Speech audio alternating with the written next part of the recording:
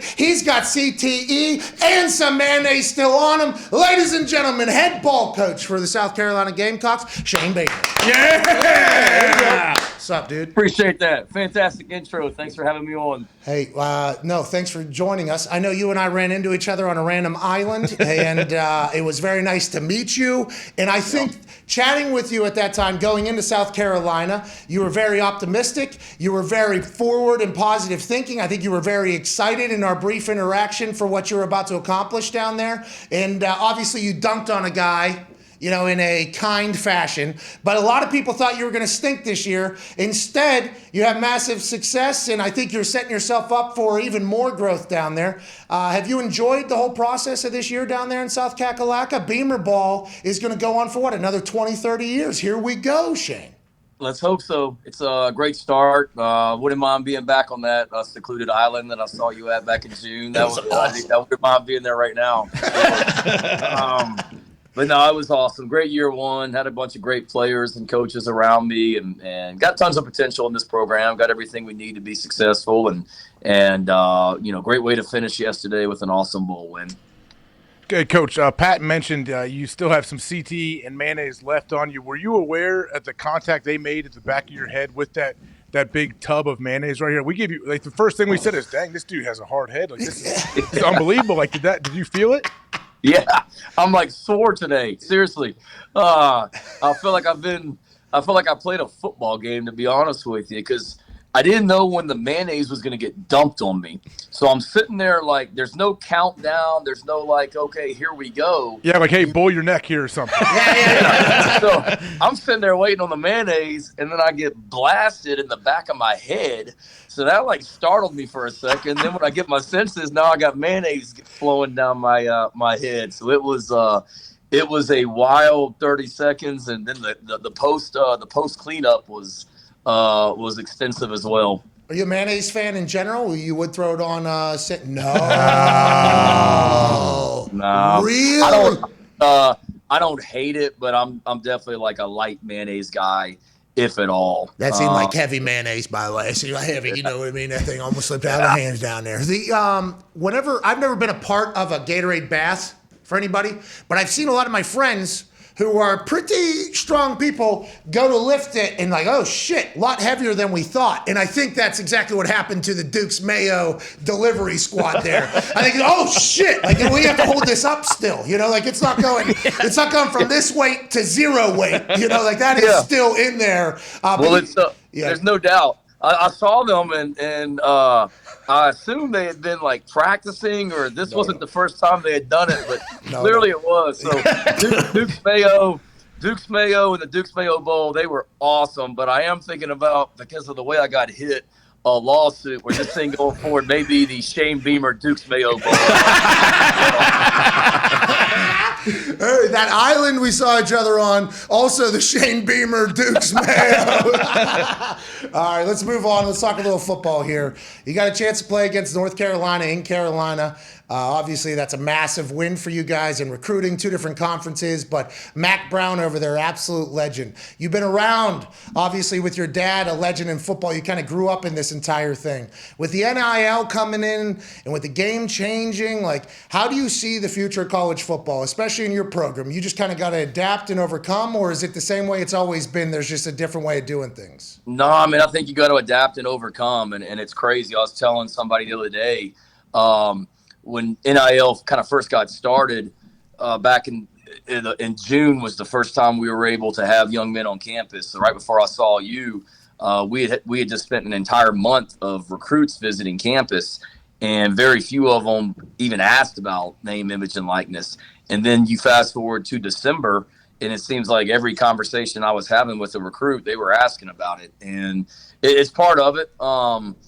It's a different landscape, and you talk about that. You talk about the transfer portal, and you better figure out. You can sit here and bemoan it and complain about it, or you can say, okay, it's here. Hey, we'll get Spencer Rattler. Exactly, and you better figure out how to utilize it to your advantage. Have you seen? I know, people coming into this, a lot of older people that weren't a fan of the NIL said, "Oh, this is going to change dynamics in the locker room. The culture is going to change because you may have a quarterback getting all this money and other people not." Have you noticed anything like that? I haven't, and I was concerned about it as well. I mean, we I've talked to basketball coaches, and basketball coaches are worried about, okay, is the sixth man, is he upset because he's not getting the same deals that the starting five are and things like that. You guys know we got 100 players on the football team, and I didn't see anything like that. I saw our guys kind of supporting each other, and I mean, shoot, our South Carolina is as well positioned as anybody to take advantage of it because we're in a college town. There's no pro sports. We don't compete against a bunch of other entities, and I mean, shoot, our third team quarterback had deals this summer as well. So I think with our players, it hasn't been a distraction. They know that winning's the most important thing, and that opens up opportunities for everybody, and it seems like everybody's been supportive of each other. Well, and also welcome to the real world, too, like a little bit. You are, like, not everybody's worth the exact same. That stinks. We wish it wasn't the case. Hey, I wish, most importantly, as punter kicker, I wish it wasn't the case. I wish they would have paid me what they paid Andrew fucking Luck. Yeah, that's right. I mean, isn't that kind of bullshit? I mean, I walked out there one 1,000th of the time, but that is a little bit of an introduction. If anybody, they're all trying to make it to the NFL anyways. These are things you're going to have to deal with. I think just having it kind of integrated earlier in your life might be a little tough to handle, but I assume all you coaches will figure it out. Let's talk about the SEC and, being in a college town. And South Carolina has great history, obviously, but the SEC seems to, as of late, as you all know, run through only a couple different places. Right now, Georgia seems to be on a run. You got to play against them earlier. Your team didn't win, but what do you think it is about that Georgia team this year that maybe separated them from the rest of the pack for a good bit of the season? I think just the depth they have on defense. I mean, they just keep coming and coming and coming and coming with guys, especially on the front seven. I mean, they're just so deep. I remember getting ready to play on Pat, and I'm sitting there watching video of the defensive line, and you think you got a pretty good idea for the top 4, 5, 6, and it's like, crap, like who is this number 7, number 8, number 9 out there like killing people? So they got such great depth, and I spent 2 years coaching at Georgia. Before I was at Oklahoma, I was there Kirby's first 2 seasons, and yeah, they've got great talent, but they do a fantastic job coaching. Like that's the one thing with them that I think they showed all year is that you're not gonna get them on something twice. You may get them on something, but they're gonna get it corrected, and you're not gonna get them again. So they do a great job coaching, and they got great depth and their size, their speed, their physicality.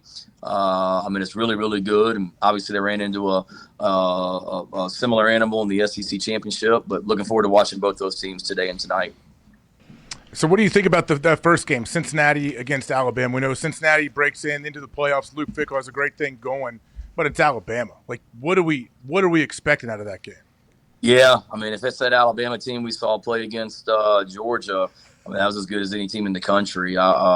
Will Anderson, he's an elite player up front. I've had guys in the NFL tell me that if he was draft eligible this year, he'd be the first pick in the draft, and it's not even close. And he's such a talented guy, and their offense has weapons as well. But, give Cincinnati some credit. I mean, people forget Cincinnati and Georgia went head-to-head in the Peach Bowl last year and came down to the very end as well.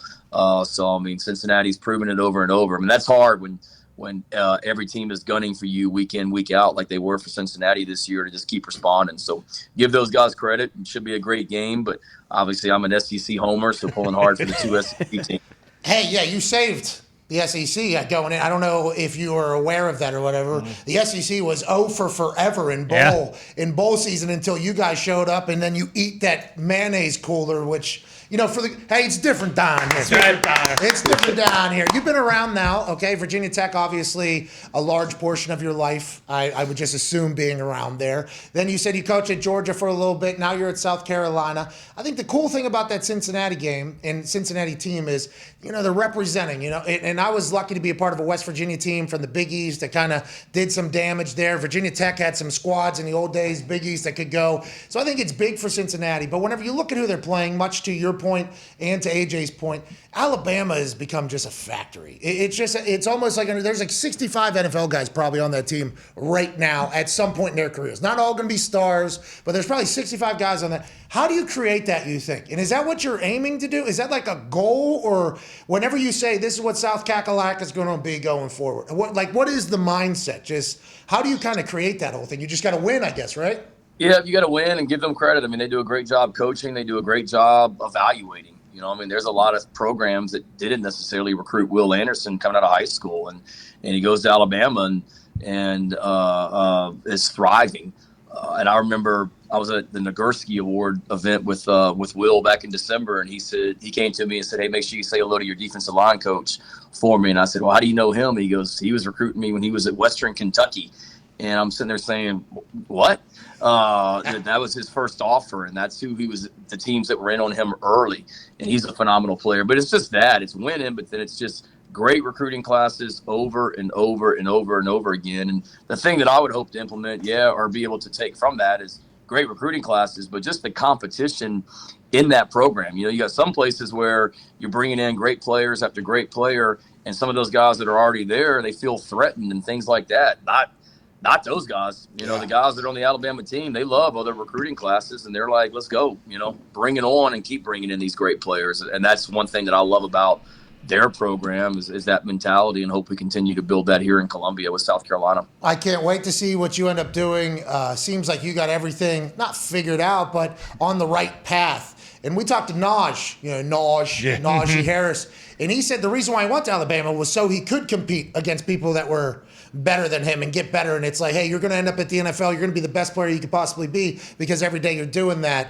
I'm excited to see what you end up doing down there in Columbia, building that same type of culture. Go ahead, Tom. Coach, you guys obviously thrived this year in the underdog role. I mean, you had a GA playing quarterback for 4 or 5 games this year in Zeb. Now that you achieved a lot this year, you bring in Spencer Rattler, you bring in some other guys through the transfer portal.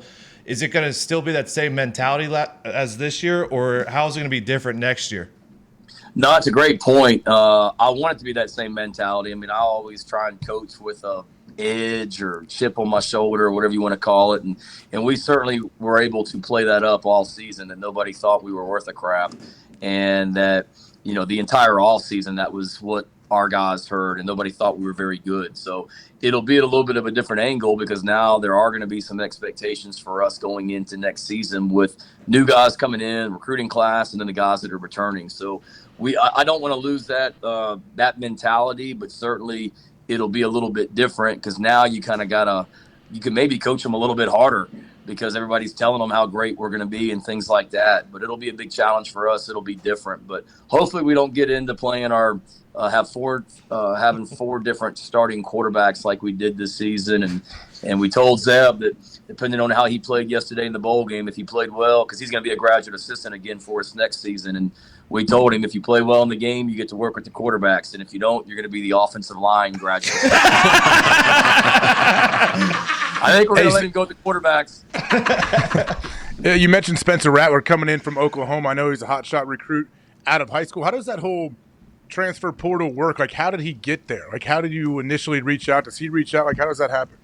Yeah, so I was at Oklahoma before I came to South Carolina. So I was there with Spencer for 2 years. I was there his freshman year when Jalen Hurts was our quarterback. And then I was there in 2020 when he was our starting quarterback. And then we actually added I was the tight ends coach at Oklahoma. So we were recruiting a tight end, Austin Stogner, to come to our program. Austin went in the transfer portal. Austin was getting close to announcing that he was coming with us. He and Spencer were close. He and Spencer started talking. I had a relationship with Spencer. We started talking. He got to know the people in our program and ultimately found out that this was the place for him, or decided it was the place for him. So it was a relationship that we had. But then, I tell people all the time too, is even though he knows me, he's not going to come here if he doesn't feel like he can accomplish everything he wants to accomplish as a player and as a team. And he felt that about our program, and we're excited to be adding him and Austin and then anybody else that we may add to the program going forward. What do you have to do? You just have to save a bunch of scholarships? I don't think I understand fully how it operates. You just got to predict, like, I think we're going to be able to pluck some guys out of the transfer portal, so we got to save like 5 for that each year. And are they trying to adapt to that? Are there new rules? Yeah, I mean, they've allowed you now, they've changed some things where you can now, you're not capped on the number of people that you can sign in 1 year. Before you weren't allowed to sign more than 25 players per year. Well, now if you lose some to the portal, you can replace up to a certain number of them, which helps as well. But yeah, essentially, Pat, I mean, that's it. I mean, we get 85 scholarships at the Power 5 level. And, I think probably the biggest thing that's changed is maybe in the past, if you said, all right, we're going to sign 3 linebackers in this year's recruiting class, and you start in the high school ranks. That's what we're always going to start. We're always going to start with the high school prospects. But if it's you're going to sign 3, maybe you just sign 1 from the high school ranks. Well, now you say, okay, well, now instead of going to try and find somebody else in high school that maybe we weren't recruiting, that maybe quite isn't good enough to play at this level, you just kind of look into the transfer world. But we'll always start with the high school guys. But yeah, you have to be able to you got to be able to manage the scholarship numbers because you only get 85. Well, we appreciate you so much stopping by. Incredible end to your 2021. Sounds like you might be the owner of a mayonnaise company. Congrats on the win. Congrats on the early success. Can't wait to see what you keep doing, Coach. Yeah, appreciate you guys. Love what y'all do, and Happy New Year to all of you. Thanks for having me on. Happy New Year to you as well. We appreciate you, ladies and gentlemen. Coach Shane Bailey. Yeah!